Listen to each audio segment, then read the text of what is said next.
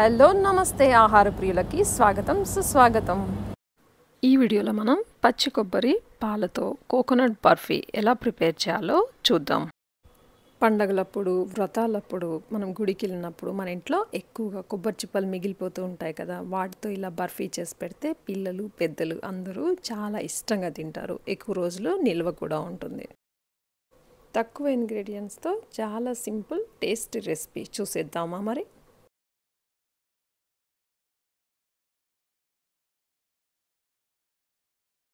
ఒక కప్పు కొబ్బరి, ఒక కప్పు పాలు, హాఫ్ కప్పు పంచదార సరిపోతుంది. కొబ్బరి ముక్కల మీద నల్లగా లేదా బ్రౌన్ కలర్లో ఉంటుంది కదా, అది లేకుండా చూసుకోవాలి, లేకపోతే స్వీట్ కలర్ చేంజ్ అవుతుంది. కొబ్బరి చిప్ప నుంచి కొబ్బరి ముక్కలు తీసినప్పుడు మరీ కింద వరకు కాకుండా పైన తీసుకుంటే చక్కగా ఓన్లీ తెల్లగా ఉన్న ముక్కలు మాత్రమే వస్తాయి.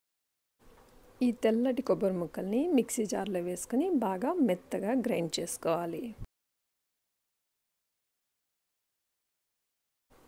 వాటర్ యాడ్ చేయలేదు కాబట్టి కొబ్బరి మరీ మెత్తగా అవ్వదు.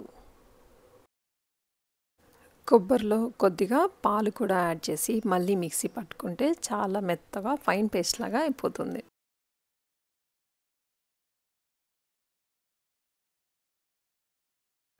కొబ్బరిని ఇలా ఫైన్ పేస్ట్ లాగా చేసుకుంటే మనకి బర్ఫీ కూడా చక్కగా మెత్తగా చాలా టేస్టీగా ఉంటుంది. బర్ఫీ ప్రిపేర్ చేసుకోవడానికి స్టవ్ మీద ప్యాన్ ఉంచి మీడియం ఫ్లేమ్లో పెట్టుకుని గ్రైండ్ చేసి ఉంచుకున్నాం కదా, ఆ కొబ్బరి పేస్ట్ని యాడ్ చేయాలి. కొబ్బరి పేస్ట్ని మాడకుండా తిప్పుతూ ఒక 5 minutes ఫ్రై చేసుకోవాలి. కొబ్బరి పేస్ట్లో ఇప్పుడు పంచదారని కూడా యాడ్ చేసుకోవాలి. స్వీట్ ఎక్కువ తినేవాళ్ళు 1 కప్పు వరకు పంచదారని యూస్ చేసుకోవచ్చు. పాలు కొబ్బరి కూడా కొంచెం స్వీట్గానే ఉంటాయి కాబట్టి నార్మల్గా తినే వాళ్ళకి హాఫ్ కప్ పంచదార సరిపోతుంది. పంచదార కూడా బాగా కలిసేలా కదుపుతూ మాడకుండా బాగా ఫ్రై చేసుకోవాలి. బర్ఫీని మాడకుండా స్టవ్ని సిమ్లో కానీ మీడియం ఫ్లేమ్లో ఉంచుకొని కదుపుతూ చక్కగా ఫ్రై చేసుకోవాలి. కొబ్బరిలో పంచదార అంతా కలిసిపోయి బాగా ఉడుకుతున్నప్పుడు పాలను కూడా యాడ్ చేసి పాలతో బర్ఫీని బాగా ఉడకనివ్వాలి. పంచదార పాకంలో రావాల్సిన అవసరం లేదు. కొబ్బరి పాలతో బాగా ఉడుకుతుంది కాబట్టి బర్ఫీకి మరింత టేస్ట్.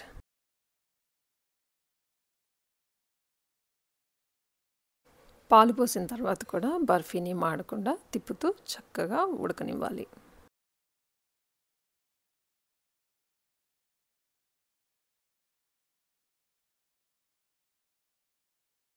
పాలతో కొబ్బరి బాగా ఉడికి కోవా ఫ్లేవర్తో బర్ఫీ చాలా టేస్ట్గా ఉంటుంది.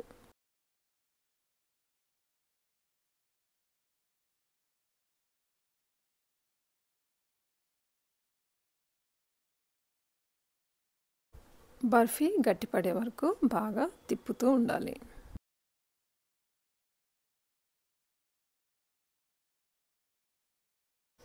బర్ఫీలో 1 స్పూన్ పాల పౌడర్ కూడా యాడ్ చేసుకుందాం. మిల్క్ పౌడర్ లేకపోయినా లేదా మనకి ఇష్టం లేకపోయినా యాడ్ చేయాల్సిన అవసరం లేదు, కానీ మిల్క్ పౌడర్తో బర్ఫీకి మరింత టేస్ట్. బర్ఫీ పాలతో ఉడికి కోవాలాగా కనిపిస్తుంది కదా, టేస్ట్ కూడా చాలా బాగుంటుంది.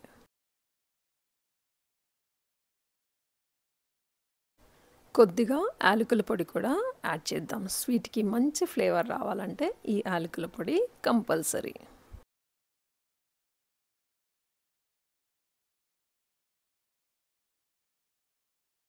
బర్ఫీ గట్టిపడే వరకు తిప్పుతూ చక్కగా ఉడకనివ్వాలి. బర్ఫీ బాగా గట్టిపడిన తర్వాత చేత్తో ఇలా కొంచెం తీసుకుని ఇలా చూస్తే మనకి ఉండలాగా చుట్టుకుంటే అది సరిపోతుంది. ఈ ఉండ చేతికి అంటకుండా ఇలా గట్టిగా ఉంటే బర్ఫీ రెడీ అయిపోయినట్లే. స్టవ్ ఆఫ్ చేసుకుని బర్ఫీని తీసుకోవడానికి ఒక ప్లేట్కి నెయ్యి రాసుకుని బర్ఫీని ఇందులోకి ట్రాన్స్ఫర్ చేసుకోవాలి.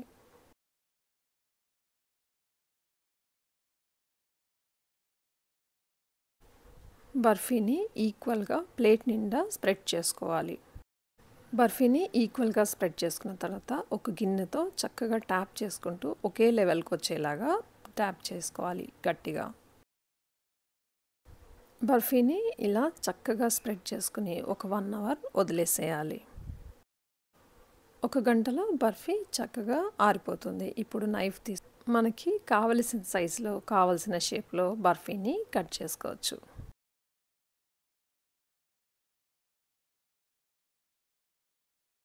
చూస్తున్నారు కదా! బర్ఫీ ముక్కలు ఎంత చక్కగా వచ్చాయో, అంతే టేస్ట్‌గా కూడా ఉన్నాయి.